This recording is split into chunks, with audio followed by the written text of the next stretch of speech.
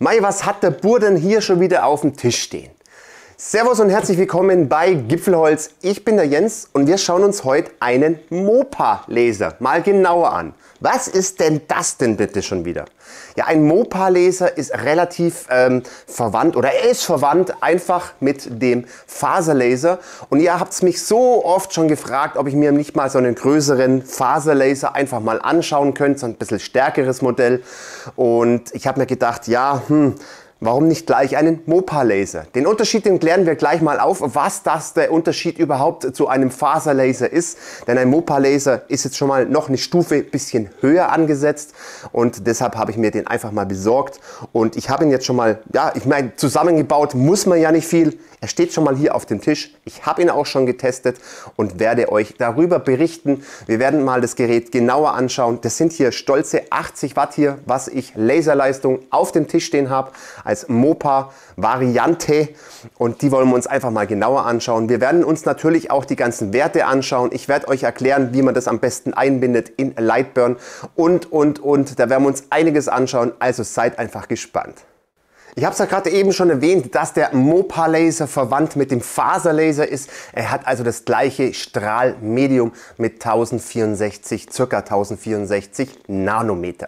Was heißt Mopa denn überhaupt übersetzt? Oder das ist im Endeffekt eine Abkürzung für Master Oscillator Power Amplifier. Doch was ist denn der Unterschied von einem Mopa-Laser zu einem Faserlaser? Das möchte ich euch in ein paar Sätzen ganz kurz erklären. Der Mopa-Laser hat ein paar Zusatzfunktionen. Eine Zusatzfunktion wäre, dass man die Pulslänge einstellen kann. Die Pulslänge, die wird in Nanosekunden berechnet oder angegeben. Bei einem Standard-Faserlaser liegt diese Pulslänge bei 120 Nanosekunden. Das sprich, bei dem Mopa-Laser kann ich dort diesen Bereich von einem niedrigen Bereich zu einem sehr hohen Bereich einfach einstellen. Das heißt, die Dauer eines Pulses werden dort eingestellt. Das hat zum Vorteil, dass das Material, dass praktisch der Laser ins Material nicht so tief einkommt. Das ist gerade bei Kunststoff sehr interessant, da ich dann wirklich oberflächlich auf diesem Kunststoff lasern kann durch diese Einstellung der Pulse. Ebenso auch bei Alu, bei einem Standard Faserlaser, der tut sich bei Alu blank, ich rede von Alu blank, tut es sich schwer schwarz zu lasern. Das kann ich auch dort mit diesen Impulsen einstellen, dass ich da auch schön schwarz lasern kann und nicht nur diese weiße Schrift auf Alu blank. Eine weitere Funktion, was der Mopa-Laser noch zusätzlich hat, das ist die extreme Einstellung der Frequenz. Also die Frequenz, das ist die Anzahl der Impulse im Verhältnis zu einem Zeitraum. Die wird in Kilohertz angegeben. Das heißt, bei einem Standard-Faserlaser liegt die roundabout, ich muss immer so sagen, es gibt ganz viele verschiedene Faserlaser, aber beim Standard liegt die circa zwischen 20 und 100 Kilohertz.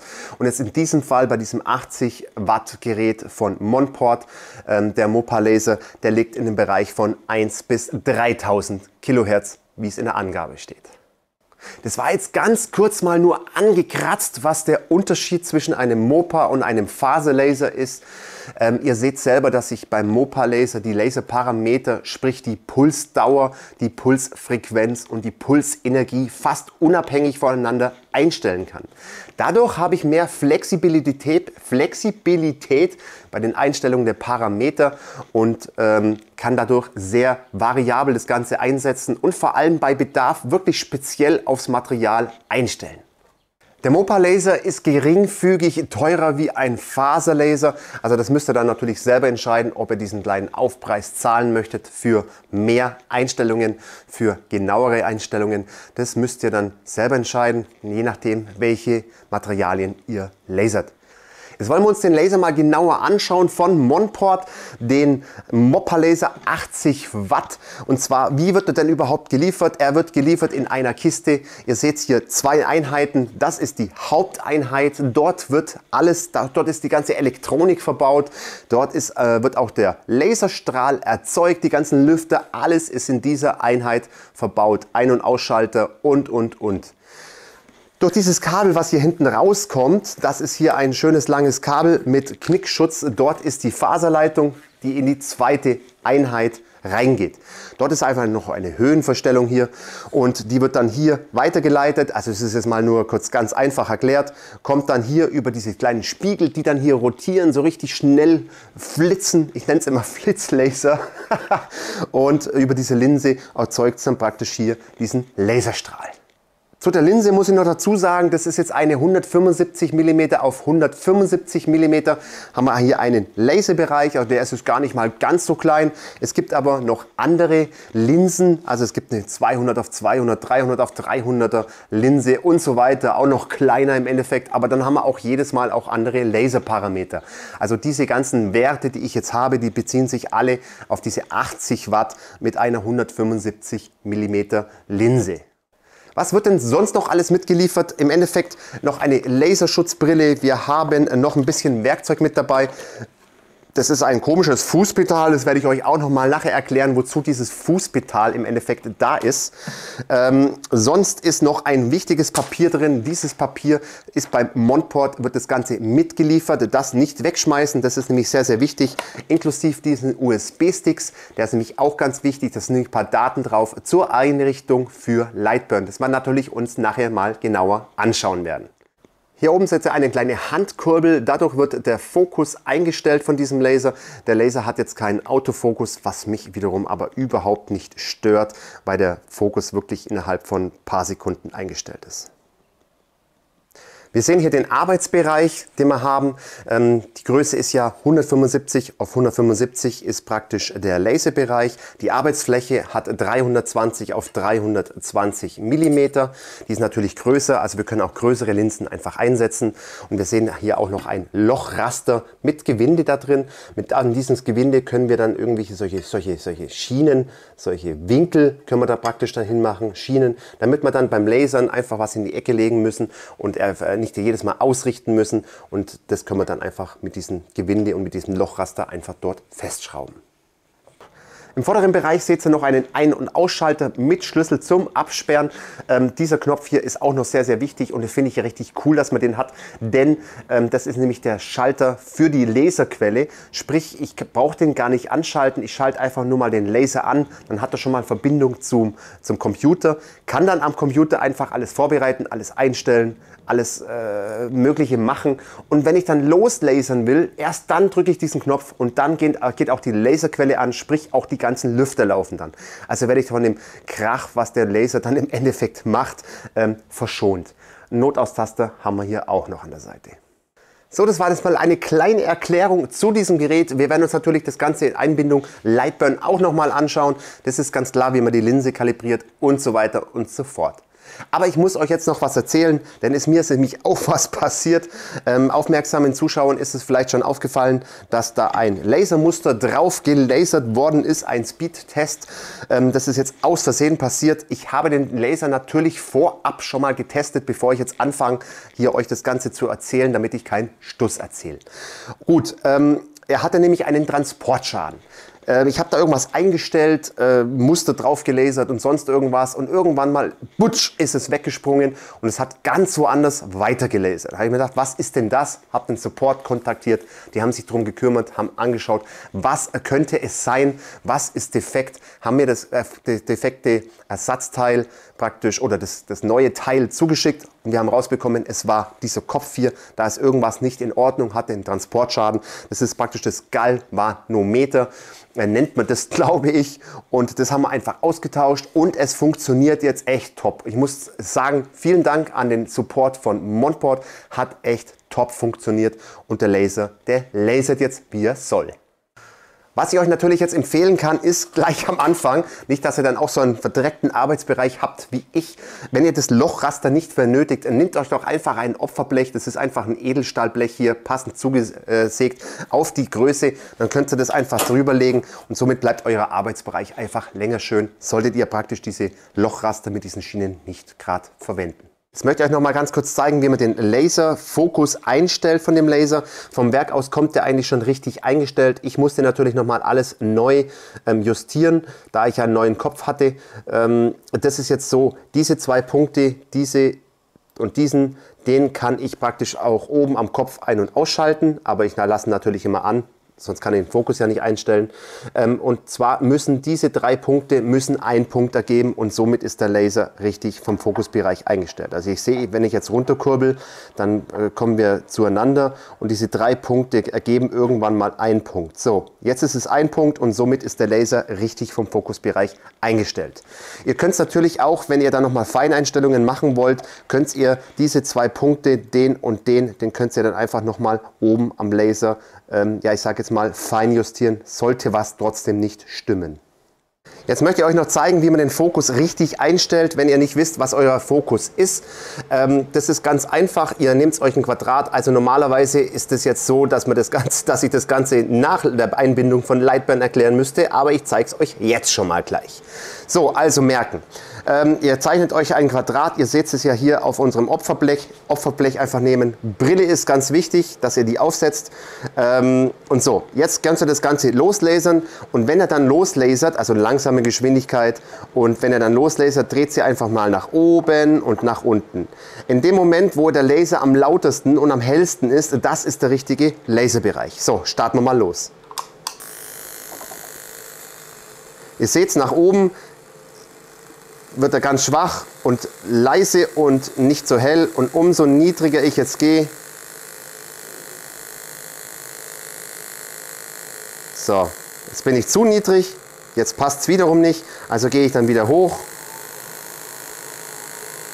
So, hier ist er jetzt am lautesten und am hellsten und das müsste der richtige Fokusbereich sein. Also das heißt, ihr könnt dann eure Laserpunkte auf diesen Bereich einfach einstellen.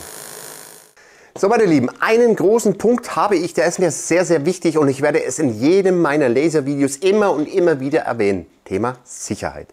Leute, selbst bei diesem Mopa-Laser setzt bitte immer eine Laserschutzbrille auf. Es wird zwar eine mitgeliefert, die benutze ich jetzt nicht, weil ich meine eigene habe. Die kann ich auch gerne auch noch mal unten in der Videobeschreibung verlinken. Also niemals in diesen Laserstrahl direkt mit euren Augen reinschauen. Zweiter Punkt ist eine Absaugung. Ich habe selbst eine Absaugung. Man sieht sie zwar nicht ganz so oft hier, aber ich habe sie immer am Laufen. Das heißt, ich habe da ein Rohr einfach liegen und das Ganze wird dann abgesaugt. Und die ganzen Dämpfe, selbst bei Metall gibt es giftige Dämpfe, die ihr nicht einatmen solltet, ebenso natürlich bei Kunststoff. Dritter Punkt ist, lasst euren Laser natürlich nie unbeaufsichtigt. Also das heißt, ihr macht einen mega großen Auftrag, der wirklich auch mal bei einem Mopa-Laser lange dauert, ein Stündchen, 2 Stunden, aber lasst euren Laser einfach niemals unbeaufsichtigt. Jetzt aber endlich, wir schauen uns das Ganze nämlich jetzt in Lightburn an. Ich werde euch zeigen, wie das Ganze funktioniert, wie man das Ganze einbindet, was ihr dazu braucht und wie man das alles einfach macht. Also, ab geht's an den Rechner. So, willkommen in Lightburn. Gleich muss ich am Anfang sagen, ihr müsst nicht Lightburn benutzen. Ihr könnt auch das kostenlose Tool von EasyCAD oder wie man das ausspricht, EZCAD, könnt ihr genauso benutzen, aber das mag ich ehrlich gesagt nicht. So, es ist jetzt mal erstmal ganz wichtig, dass ihr bei Lightburn wissen müsst, es geht nicht mit dem normalen Lightburn, ihr müsst dazu noch eine zusätzliche Lizenz kaufen. Diese Lizenz, die schaut dann so aus, also ich werde es euch natürlich unten verlinken, das ist diese zusätzliche Lizenz. Wer Lightburn nicht hat, zahlt diesen Preis.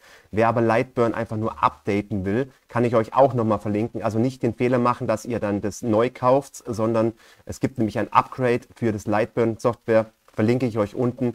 Das ist zum Beispiel diese Variante hier. Die kostet dann schon mal ein bisschen weniger. Also das müsst ihr euch dann einfach einmalig kaufen und das müsst ihr einfach wissen. Ebenso könnt ihr, wenn ihr Lightburn noch nicht habt, werde ich euch auch noch unten verlinken. Bei Monport gibt es jetzt ein bisschen billiger als bei Lightburn direkt. Kann ich euch unten auch nochmal verlinken. So, wenn ihr das Ganze gemacht habt, müsst ihr Lightburn neu installieren. Keine Angst, die anderen Anwendungen und Daten sind nicht verschwunden. Ihr müsst einfach dieses Update praktisch ausführen. Achtet aber darauf, bei der Installation ist ganz wichtig, das hier. Das ist bei der Installation von Lightburn und diesen Haken müsst ihr setzen, sonst funktioniert der Laser nicht. Also dieses EZCAD 2 Driver, den müsst ihr aktivieren, müsst Lightburn installieren und gut ist. Wenn ihr dann Lightburn installiert habt, dann geht es mal auf, da unten auf Geräte. Also ich habe das natürlich schon angelegt, ist klar, weil ich es schon benutzt habe. Geht ihr einfach auf Geräte. Ich mache das jetzt mal nach. Und warte mal, bearbeiten. So, und wenn ihr dann praktisch nicht Laser suchen, sondern manuell erstellen geht, dann taucht in der Liste das hier auf. JZCZ Fiber. Das könnt ihr dann praktisch auf Next gehen. Und jetzt kommt das Wichtige. Jetzt könnt ihr diesen USB-Stick nämlich reinstecken. Auf diesen USB-Stick sind nämlich schon eigentlich normalerweise die Daten von dem Laser schon drauf. Also die ganzen Einstellungen, die Kalibrierung der Linse, alles ist schon drauf. Jetzt klickt ihr da nämlich drauf und sucht euch jetzt mal den USB-Stick her. Und jetzt hier ist der USB-Stick. Und wenn ihr jetzt dann praktisch auf EZCAD Lite geht, klickt ihr einfach mal drauf auf Plug. Und dann kommt dieses Teil hier. Und hier müssten normalerweise die Werte des Lasers drin sein. Da klickt ihr einfach mal drauf. Geht es auf Öffnen. Also das ist diese Nummer 7, die ihr auswählen müsst. Geht es auf Öffnen. Und jetzt seht ihr schon, jetzt sind die ganzen Daten schon drin. Die Größe ist drin, die Frequenz von bis und vor allem halt auch die Kalibrierung, die ist hier mit da drin. Seht ihr gleich hier, könnt ihr auf Next gehen, dann kommt nochmal, könnt ihr einfach nochmal Namen eingeben, Monport 80 Watt, die Größe, die müsste eigentlich dann schon eingetragen sein, geht ihr auf Next und fertigstellen. Ich gehe jetzt natürlich auf Canceln und dann ist der Laser im Endeffekt schon angegeben. Das heißt, ihr wählt den dann unten aus in eure Liste, geht auf Monport, steckt den Laser natürlich erstmal an, ist ganz klar, hättet ihr vorher schon machen müssen, an USB anstecken und dann könnt ihr euch den Port auswählen, der dann praktisch angesteckt ist. Die Treiber, die zieht er sich vielleicht auch selber dann aus dem Internet raus, weiß ich nicht, aber wie gesagt, ihr habt es ja gerade gesehen, wir können den Treiber ja automatisch dann bei der Neuinstallation von Lightburn, tun wir die Treiber ja im Endeffekt auch drauf. Aber Achtung, wenn ihr dann praktisch EasyCAD noch benutzen wollt, dann funktioniert das Ganze nicht. Dann müsst ihr die Lightburn-Treiber nämlich deinstallieren und eine andere Version drauf machen. Aber das gehen wir jetzt nicht drauf ein. Wenn wir das Ganze gemacht haben, könnt ihr das Ganze da oben unter diesen Geräteeinstellungen einfach nochmal kontrollieren. Jetzt geht ihr da drauf und jetzt seht ihr auch schon, hier ist alles automatisch eingetragen. Das heißt, hier diese Kalibrierung der Linse, alles Trödelmögliche, steht hier alles automatisch drin. Solltet ihr das nicht auf eurem USB-Stick haben, das Ganze, und diesen Zettel dabei habt, dieser Zettel, da stehen die gleichen Werte drauf praktisch, was da in dieser Datei angegeben ist. Also diesen Zettel nicht wegschmeißen, damit könnt ihr eure Linse dann wieder auch nachträglich kalibrieren. Solltet ihr das nicht so drin haben, gibt es auch noch eine andere Möglichkeit, und zwar eine Core-Datei laden, die ist auch auf diesem USB-Stick drauf. Das weiß ich aber gerade selber nicht, wo sie ist doch. Also wenn man jetzt auf EasyCAD Lite geht, haben wir hier eine Core-Datei. Das ist im Endeffekt nichts anderes wie das, was wir jetzt gerade eben gemacht haben, nur eine andere Variante. Also die müsste auf diesem USB-Stick drauf sein. So, das sind jetzt mal zwei Möglichkeiten. Um das Ganze zu kontrollieren, das könnt ihr natürlich nochmal händisch nachbessern im Endeffekt. Da könnt ihr mal so ein Quadrat hier zeichnen. Das sollte so 150 mm groß sein. Und lasert das einfach mal auf so einem schwarzen Papier. Das ist so ein schwarzes Papier, wo dann unten Farbe rauskommt. Keine Ahnung, das kann man irgendwo kaufen. Habe ich mal besorgt. Da lasert ihr euer Teil drauf und jetzt geht es mit dem Messschieber an das gelaserte Quadrat hin und messt es einfach nach. Das müsste theoretisch jetzt 150 mm in der X-Achse sein und 150 mm in der Y-Achse sein. Wenn das jetzt aber nicht stimmen sollte und die Werte sind ganz leicht abgewichen, dann könnt ihr das Ganze hier eingeben. Galvo 2 ist die X-Achse, das müsst ihr euch merken, deshalb ist es auch hier aktiviert. Galvo 1 ist die X-Achse. Ist die Y-Achse, so rum war es, genau. Jetzt geht es ja dann drauf, was ihr hier gemessen habt, zwar schon die X-Achse, von dem Punkt zu dem Punkt sind es zum Beispiel jetzt nur 149. So, jetzt könnt ihr dann da drauf geben, es sagt dann hier, gewünschte Größe sind 150 und die Größe, die ihr gemessen habt, sind zum Beispiel 149. So, jetzt geht es ja auf OK und der Wert wird automatisch dann hier geändert. Das könnt ihr dann auch mit der Y-Achse machen, also nur zur Info, wenn das jetzt überhaupt nicht stimmt von den Größen her. Also da könnt ihr einfach kontrollieren. So, und wenn man jetzt das Ganze überhaupt keine Datei hat, kein Papier hat oder sonst irgendwas hat, dann können wir das Ganze auch im Lightburn selber machen, wenn wir da auf Laserwerkzeuge gehen. Und wo ist es denn? Galvano, hier Kalibrierung, hier 9 Punkt Kalibrierung, easy. Jetzt könnt ihr eure Größe hier eintragen, 175 mm haben wir ja die Arbeitsgröße oder die Lasergröße und dann schlägt er schon einen Wert hier vor, geht's auf Next und dann macht er praktisch das gleiche, legt er wieder ein Papier drunter, ein größeres und lasert da das dann drauf, was der vorschlägt. Also hier könnt ihr dann mal Rahmen klicken, dann seht ihr das schon am Laser, wie groß das Ganze wird. Dann drückt ihr drauf, legt das Papier dann drunter, dieses schwarze und geht auf Start.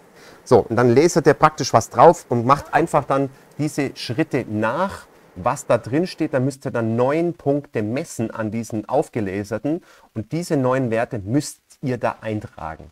Solltet ihr das eingetragen haben und fertig sein, könnt ihr das Ganze dann mit bestätigen und dann geht ihr dann auch wieder in eure Einstellungen rein und dann habt ihr diese Werte im Endeffekt, was wir hier automatisch über den USB-Stick bekommen haben, die Kalibration von der Firma aus, von Monport, habt ihr dann praktisch da auch drin stehen. Also wir haben jetzt da 3 Möglichkeiten, wie wir unsere Linse kalibrieren können. Und nun können wir loslegen mit Lasern. Ich habe jetzt hier mal das Logo von mir reingezogen und um nur mal ganz kurz ein bisschen was zum Zeigen. Also im Endeffekt einfach nur die Sachen reinziehen, dann können wir mit Doppelklick das Ganze dann anklicken. Und jetzt kommt die Besonderheit, wir haben jetzt hier dann praktisch die Pulsbreite, die wir noch einstellen können. Umso niedriger die Puls ist, der Nanosekunden praktisch da eingegeben ist, also 100 oder zum Beispiel 5 oder so, umso weniger geht es ins Material rein. Und bei der Frequenz ist es genau ein bisschen andersrum, umso höher. Umso tiefer, umso stärker wird es. Also dann müsst ihr ein bisschen rumspielen mit den ganzen Werten, aber das macht ihr mit Speed- und Power-Tests am Endeffekt.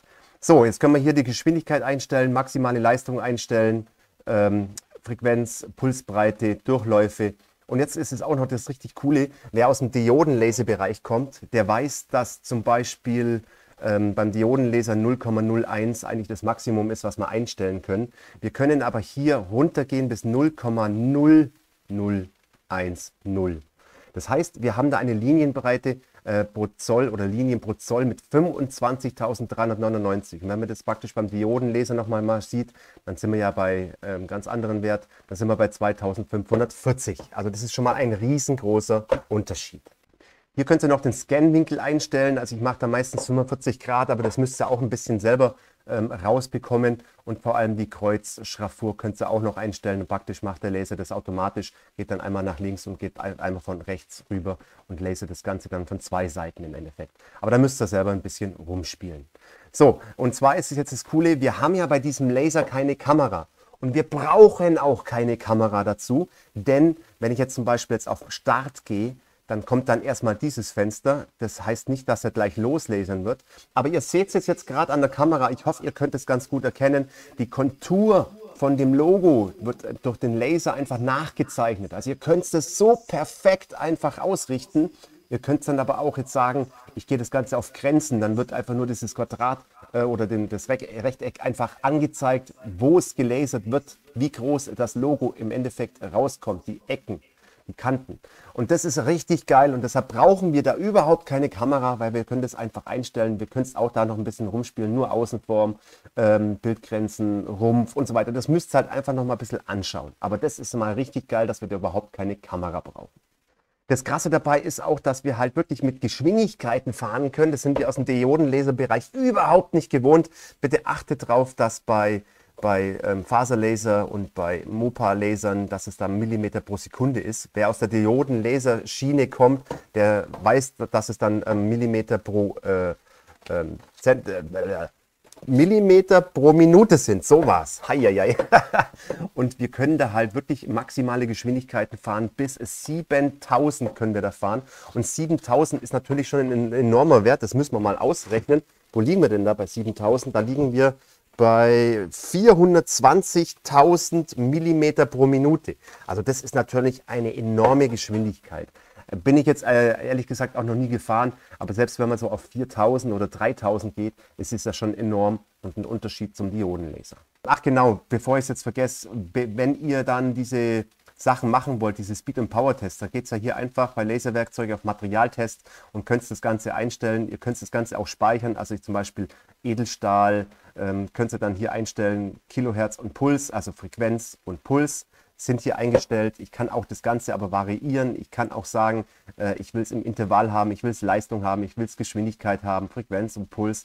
Und das Ganze kann ich dann praktisch hier einstellen und kann dann meine Werte eingeben, kann das Ganze auch Vorschau machen und kann dann schauen mit Prozentzahl, was er lasert, was er macht, und damit könnt ihr eure Speed- und Power-Tests einfach mal machen. Da könnt ihr auch nochmal die Materialsachen einstellen. Also das heißt, alles, was jetzt hier nicht drin steht, Frequenz und Puls, was ihr hier einstellt, den Rest müsst ihr dann halt hier einstellen, also sprich Geschwindigkeit, und die Leistung müsst ihr einstellen, Frequenz und Puls haben wir ja dann praktisch oben drin.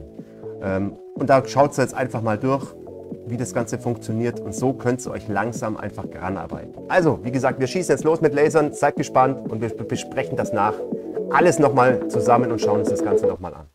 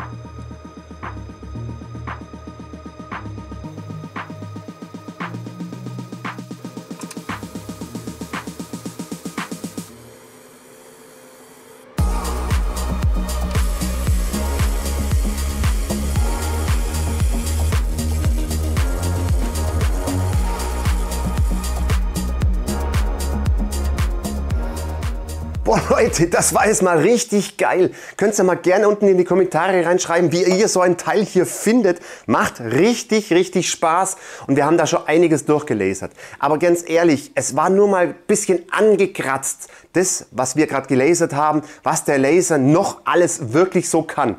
Also das war jetzt einfach nur mal die ersten Versuche dabei und ich muss auch ganz ehrlich zugeben, ich habe mir am Anfang schon recht schwer getan, die richtigen Werte überhaupt mal so in die Richtung zu finden. Also ihr müsst, am Anfang hat es ein bisschen länger gedauert, bis ihr mal so wisst, in welchen Bereich ihr mit den Werten überhaupt müsst. Deshalb empfehle ich euch definitiv immer Speed- und Power-Tests zu machen, mit diesen ganzen Werten ein bisschen rumzuspielen, denn ich habe nämlich schon so einiges an Material rausgeballert, um auch mal erstmal auf die richtigen Werte zu kommen. Aber wenn ihr da mal so weit seid, macht es richtig Spaß dann zu lasern und wenn ihr mal so ein bisschen mit den Werten euch dann ein bisschen auskennt und zur Hilfe kann ich euch die ganzen Werte, die ihr jetzt hier gesehen habt im Video, die werde ich euch unten auf meiner Homepage verlinken. Den Link findet ihr unten in der Videobeschreibung. Könnt ihr da einfach mal drauf schauen. Aber Achtung Leute, das sind alles Richtwerte, denn jedes Material, jeder Laser ist anders. Also das heißt, ihr kommt auch mit anderen Werten an euer Ziel. Das sind jetzt einfach nur mal meine Werte gewesen. Die könnt ihr als Richtwerte nehmen und da könnt ihr vielleicht dann einfach nochmal die Feineinstellungen könnt ihr selber vornehmen. So meine Lieben, wo sollen wir denn anfangen? Also ich bin sowas von top auf begeistert. Diese Qualität von diesen Lasern, man kann richtig geiles Zeug machen und ich habe es ja schon erwähnt, das ist nur mal ein leichtes Ankratzen von dem, was er wirklich alles kann. Also ich kann ja nicht komplett alles durchgehen, das hat mir jetzt ewig schon so viel Zeit gebraucht hier, Wahnsinn. Aber fangen wir mal mit der Top-Qualität an, wo ich wirklich sowas von begeistert bin. Das ist ja eine Alu-Visitenkarte und es kommt ja sowas von gestochen scharf raus, als als wäre es wirklich original. Das ist richtig geil, wie das rauskommt und mit dieser Qualität, also wirklich top begeistert. Ebenso beim Spiegel war ich wirklich so verwundert, dass das funktioniert. So schaut er ja hinten aus und ihr habt es ja auch gesehen. Hi, das ist die Kamera. Ihr habt es ja gesehen, wenn man das Ganze von hinten dann beleuchtet, so. Aber das habt ihr ja vorhin schon gesehen. Das kommt ja auch mal sowas von geil raus, muss ich sagen. Also echt top.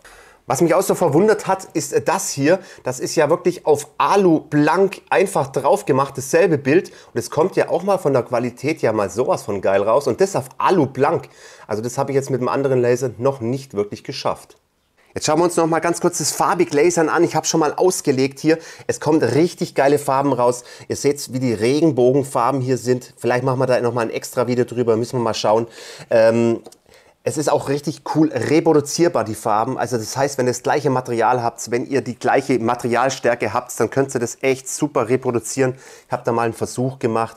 Ja, ich hätte noch ein paar andere Farben wählen können, aber für den ersten Versuch ist es schon mal gar nicht mal so schlecht. Ihr müsst aber schon einige Speed- und Power-Tests machen, denn die ganzen Werte, verschiedene Werte führen ans gleiche Ziel, muss ich sagen. Ins Grünliche, ins Bräunliche rein. Richtig cool. Also dann müsst ihr auch einiges rumspielen. So, jetzt kommen wir auch mal zu einem richtig geilen Thema und zwar Tiefengravur. Das war jetzt mal der erste Versuch, so ein bisschen was in den Stein rein zu lasern. Das waren nur 20 Durchgänge und ich bin da schon relativ, wirklich tief reingekommen, muss ich sagen. Richtig cool. Und dann haben wir ja diese ganzen Münzen auch mal probiert. Also diese Münze, die ist auch mal richtig cool rübergekommen. Aber Leute, keine Angst, ich werde dazu ein detailliertes Video machen. Also bleibt dran, abonniert den Kanal und dann verpasst ihr dieses Video auch nicht.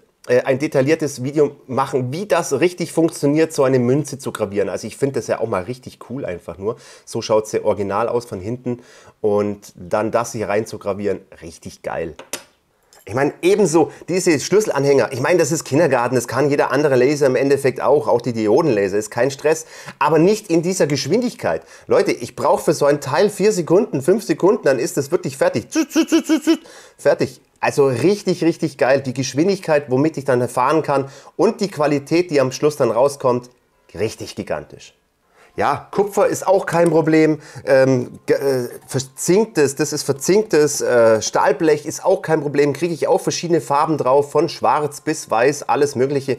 Also das ist wirklich absolut auch Standard, das funktioniert, ich kann entrosten, hier ein Messer mal gravieren mit Gipfelholz drauf. Ich kann alles mögliche machen. Die Schiefer funktioniert auch ganz gut, die Farben außen, das war, weil ich es schon mal woanders benutzt habe, das war schon so gelblich, aber die Qualität auch vom Schiefer echt top. Man sieht hier gar nichts. Ich erkläre es auf der Homepage, wie man sich die Bilder vorbereitet. Das könnt ihr dann einfach nochmal nachlesen. Aber wie gesagt, dieses Gelbe hier unten, das ist einfach nur von einem anderen Laser. Ich habe es dann abgeschliffen und dass ich das wieder verwenden konnte. Und jetzt schaut ihr mal dieses Netzteil an. Das ist das Original. Das ist wahrscheinlich auch drauf gelasert vom Originalhersteller.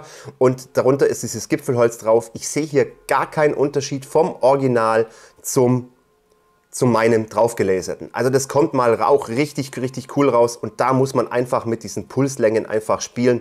Da bin ich, glaube ich, bei 5 Nanosekunden gewesen und so weiter. Das könnt ihr aber nachlesen auf der Homepage. Acryl, wie gesagt, ist auch überhaupt kein Problem, das Ganze richtig schön weiß drauf zu lasern. Das ist ja wirklich absolut auch Standard. Das kann auch jeder kleinere Faserlaser. Das ist also wirklich überhaupt kein Problem. Da muss man auch noch ein bisschen mit den Einspielungen rumspielen. Das ist ja auch nicht gelasert hier, dieser Schriftzug vom, ja, ich mache jetzt da keine Werbung, aber ich habe, ja, der ist, glaube ich, eher drauf lackiert irgendwie. Und das ist ja wirklich gelasert, da kann man noch ein bisschen besser mit den Einstellungen rumspielen, dass man da noch bessere Ergebnisse bekommt. Jetzt möchte ich euch noch was zeigen. Leute, bei mir geht auch nicht alles immer richtig. Also ihr seht immer im Video immer nur die tollen Ergebnisse, aber schaut mal, was im Hintergrund ist. Es ist nur ein kleiner Ausschnitt von dem, was einfach schief gelaufen ist. Ich baller da auch ganz schön Material raus, um es dann euch zu zeigen. Und einfach, ich möchte euch jetzt zeigen, es funktioniert nicht alles, wie im Video immer, wie ihr in den Videos immer seht. Ihr müsst euch einfach ranhocken, ihr müsst selber ein bisschen rumprobieren, ihr müsst Tests machen, ihr müsst einfach mal 2, 3 Tage hinhocken, verschiedene Tests machen, Materialien durchtesten, um die richtige Einstellung einfach zu finden. Also es ist nicht alles, in den meisten Videos ist das einfach geleckt und man sieht immer nur Top-Ergebnisse. Nein. Ihr seht, dass es bei mir genauso ist und ich muss genauso testen wie ihr. Ihr seht es bei Schiefer. Da muss ich auch erstmal schauen, welche Einstellungen, welche Linien ich da einstelle oder sonst irgendwas. Also wie gesagt, ihr müsst einfach dran spielen ein bisschen und viel testen. Stopp, stopp, stopp, noch nicht abschalten, Leute. Ich habe euch noch was richtig Cooles. Ich habe Monport angeschrieben und nach einem Rabattcode gefragt. Leute, haltet euch fest, ich habe einen bekommen. 10% Rabatt mit dem Namen Gipfelholz, groß geschrieben, werde ich euch unten aber in die Videobeschreibung nochmal reinschreiben, den Code. Da bekommt ihr 10% Rabatt auf eure Bestellung, richtig geil. Und Leute, natürlich werde ich unten alles in der Videobeschreibung einfach nochmal verlinken. Das heißt auch die normalen Faser-Lasergeräte, die Mopa-Lasergeräte, die haben auch CO2-Laser. Schaut da einfach mal drauf und nutzt vor allem diese 10% Rabatt. Und nun das Fazit von unserem Mopa-Laser von Monport. Wo soll ich denn überhaupt anfangen? Also prinzipiell ein richtig geiles Gerät, was wirklich super Spaß macht. Aber ganz ehrlich, ihr müsst nicht meinen, dass ihr so ein Gerät kauft und innerhalb von 10 Minuten habt ihr die besten Ergebnisse. Nee, ist nicht so. Habe ich auch feststellen müssen. Man muss sich ranhocken, Leute, wirklich ranhocken, um Tests zu machen, mehrere Tests zu machen, um die richtige Einstellung zu finden. Das ist beim Diodenlaser wirklich total einfach. Einfach Speed, Power und fertig. Nee, wir haben hier einfach nochmal 2 Faktoren mehr. Wir haben die Frequenz, wir haben dann noch die Pulslänge und daran müssen wir einfach spielen. Höher, runter und so weiter. Und dann kommt ihr auf eure Top-Ergebnisse und dann macht der Laser mal richtig Spaß. Muss es jetzt ein Mopa sein? Das ist jetzt noch eine gute Frage.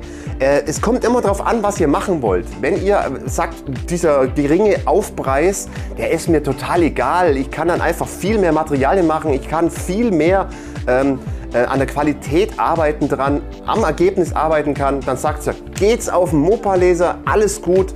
Aber wenn ihr jetzt ein paar Euro sparen wollt, dann könnt ihr natürlich auf einen Standard-Faserlaser gehen. Das ist auch ganz klar. Wie gesagt, werde ich auch noch unten dran verlinken von Monport. Schaut da einfach mal drauf.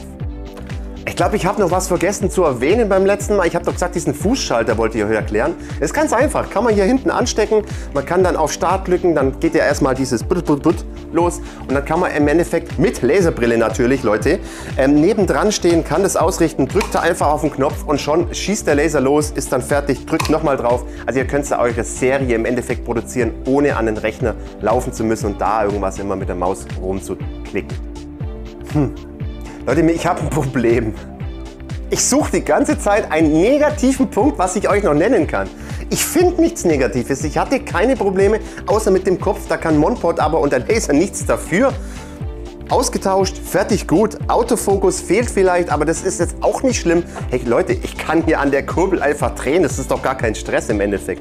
Gut, okay, vielleicht einen negativen Punkt, was auch wiederum ein positiver Punkt ist, denn ich kann die Laserquelle ja dann separat einschalten, wenn ich loslasern will, denn die Lüfter sind jetzt nicht ganz so leise, also da bläst schon ganz schön Wind rein.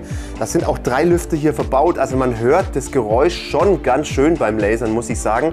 Aber wenn ich dann beim Arbeiten oder beim Vorbereiten bin, dann habe ich ja die Laserquelle aus und ich habe dann im Endeffekt Ruhe.